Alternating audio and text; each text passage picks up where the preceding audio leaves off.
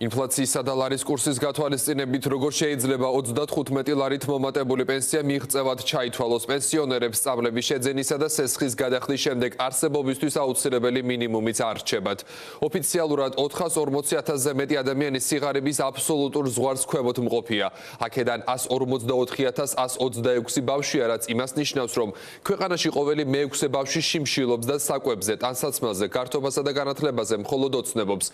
ბოლო მონაცემებით სოციალური დახმარების მიღების სურვილი 1,200,000-ზე მეტმა ადამიანმა დააფიქსირა, რაც ქვეყნის მოსახლეობის 34%-ში ადგეს. ნუცა ბახუტაშვილი დეტალებით გვერდდება პირდაპირ ეთერში. ნუცა, გისმენთ. 2025 წლის სახელმწიფო ბიუჯეტის მიხედვით საპენსიო უზრუნველყოფაზე თითქმის 5 მილიარდი ლარი დაიხარჯება. 70 წელს ზემოთ პენსიონერებს პენსია 35 ლარით გაეზრდებათ და 450 ლარს გაუტოლდება. 70 წელს ქვემოთ პენსიონერებისთვის კი 350 ლარს შეადგენს.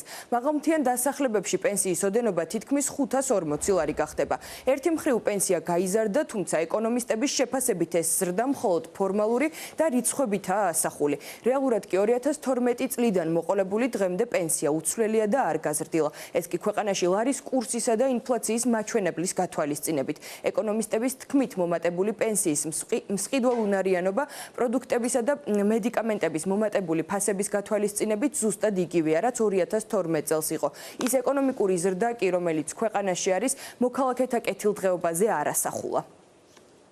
2012 წლიდან 2025 წლამდე სინამდვილეში საქართველოში პენსია არ გაზრდილა. თუ 2012 წელს 110 ლარს შეადგენდა პენსია, რაც დოლარის კურსის ეკვივალენტში 66 დოლარს წარმოადგენდა, ახლა 350 დოლარი წარმოადგენს 115 დოლარს, მაგრამ თუ გამოვაკლებთ ამავე პერიოდში 65%-იან ინფლაციას და შესაბამისად დოლარის კურსის და ინფლაციის გათვალისწინებით, ვნახავთ, რომ ეს პრაქტიკულად 69 დოლარს შეადგენს, რაც ნიშნავს, რომ უცვლელი არის მსყიდველობით უნარიანობა პენსიის, ანუ ის, რომ ამ 12 წლის განმავლობაში პენსია გაიზარდა, ეს არის ტყუილი, პენსია უცვლელად რჩება, რაც ნიშნავს იმას, რომ ის ეკონომიკური ზრდა, რომელიც ქვეყანაში დაფიქსირებულია, არანაირად არ ასახულა საქართველოში მოქალაქეთა და პენსიონერთა კეთილდღეობაზე.